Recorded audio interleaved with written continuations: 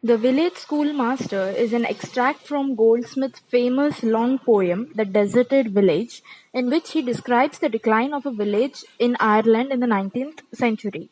So, the extract describing the schoolmaster is said to have been inspired by one of his ex-soldier who taught Goldsmith when he was a boy. Beside yon straggling fence that skirts the way with blossomed fuzz unprofitably gay.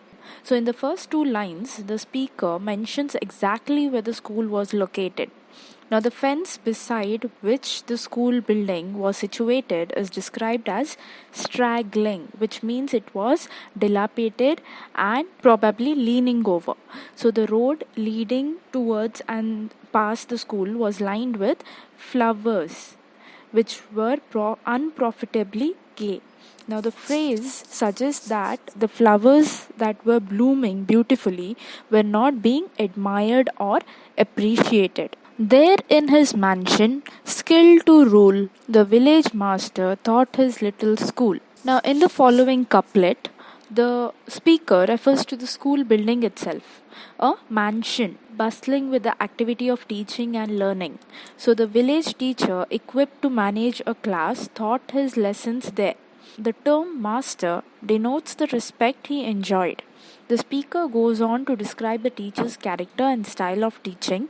Each description is rounded off in a rhyming couplet. So, what's a rhyming couplet? So, here, if you look at the poem, the last words of every line is rhyming. Way gay, rule school, view new, trace face, glee he. So, this is rhyming couplet. Let's continue. A man severe he was, and stern to view. I knew him well, and every truant knew. So here the teacher was very strict and had a stern look about him. So severe and stern both have the same meaning. It is strict. Now the speaker states that he knew him well, which means that he had an in-depth understanding of his teacher and could probably read into his expressions and gestures. So this familiarity could also have been the result of the many personal and individual encounters he had with his educator. So the word truant implies that the speaker may have been one of those who deliberately missed classes and who had been confronted by the teacher about his misdemeanors. Well had the boarding tremblers learned to trace the day's disasters in his morning face. Full well they laughed with counterfeited glee at all his jokes, for many a joke had he. So here, aspects about the teacher's personality indicate that he had an expressive face and that his pupils or students could easily read his mood as a result. So they could, for example, know that a certain ominous look spelled trouble coming, especially for those who had been disobedient. So they would be trembling in anticipation and fear of what was to come. So it's normal. Now, in case any teacher of yours is angry, so you come to know that the teacher is angry just by looking at the facial expression.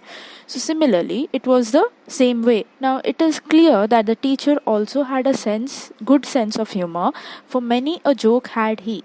Now the students would feign pleasure at his funny stories and laugh at them, probably to avoid being reprimanded. Full well the busy whisper circling round conveyed the dismal tidings when he frowned. Yet he was kind, or if severe in aught, the love he bore to learning was in fault. Word would quickly spread around the classroom about impending trouble whenever the teacher scowled.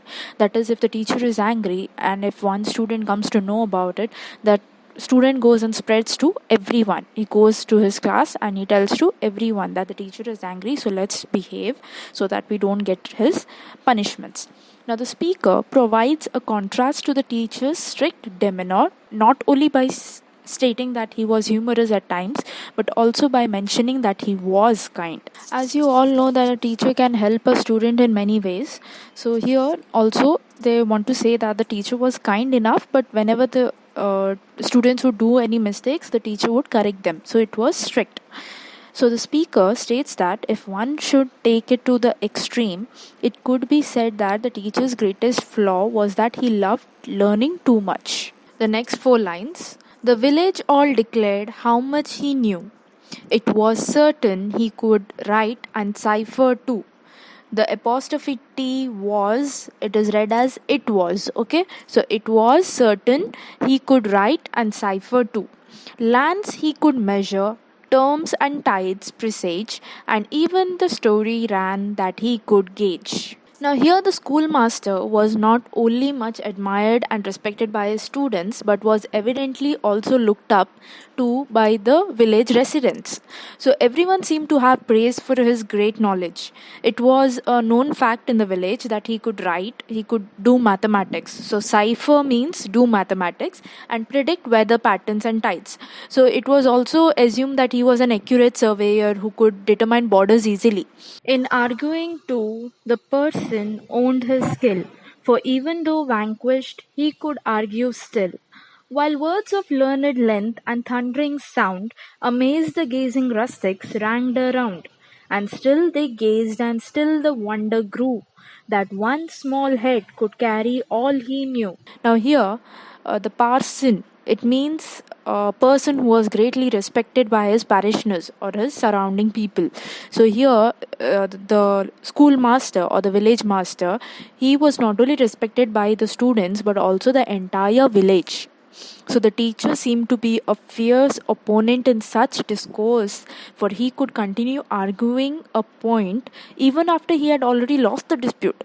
So the master could use difficult words and emotive language to sound convincing and impress the poorly educated village folk. So people in this rural community were in awe, that is shocked, surprised that the teacher could know so much, that they could not understand how his small head would contain so much knowledge.